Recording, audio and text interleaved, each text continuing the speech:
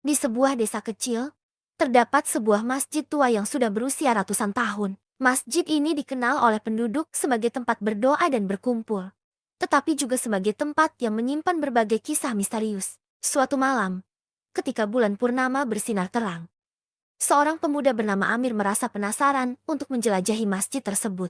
Ia sering mendengar cerita tentang keajaiban yang pernah terjadi di sana, dan malam itu ia memutuskan untuk membuktikannya sendiri. Saat memasuki masjid, Amir merasakan suasana yang berbeda. Dinding-dindingnya berlumut, dan lampu-lampu minyak berkelap-kelip. Ia duduk di sudut ruangan dan mulai berdoa. Tiba-tiba, ia mendengar suara lembut, seolah-olah berasal dari dalam masjid. "Siapakah yang berdoa di sini?"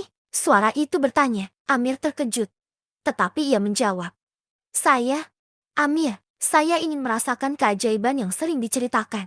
Tanpa diduga, sebuah cahaya terang muncul di tengah masjid. Dari cahaya itu, sosok tua muncul, mengenakan jubah putih. "Aku adalah penjaga masjid ini. Selama bertahun-tahun, aku melihat banyak orang datang dan pergi. Namun, keajaiban sejati datang dari hati yang tulus." Amir terkesima. Ia bertanya, "Apa yang harus saya lakukan untuk melihat keajaiban?" Sang sosok tersenyum dan berkata, "Bantu sesama, jaga imanmu, dan keajaiban akan datang pada waktunya." Setelah itu, sosok itu menghilang, dan cahaya pun memudar. Amir merasa terinspirasi. Ia mulai aktif membantu orang-orang di desanya, baik dalam hal kecil maupun besar. Seiring waktu, ia melihat perubahan luar biasa di desanya. Hubungan antar warga semakin erat, dan masalah yang dulu membebani mereka. Suatu hari, ketika Amir kembali ke masjid tua, ia merasakan kedamaian yang luar biasa. Ia menyadari bahwa keajaiban yang ia cari bukanlah sesuatu yang spektakuler,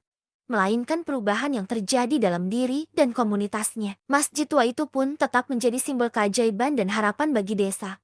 Dan kisah Amir menjadi inspirasi bagi generasi berikutnya untuk percaya bahwa keajaiban sejati ada dalam setiap tindakan baik yang kita lakukan.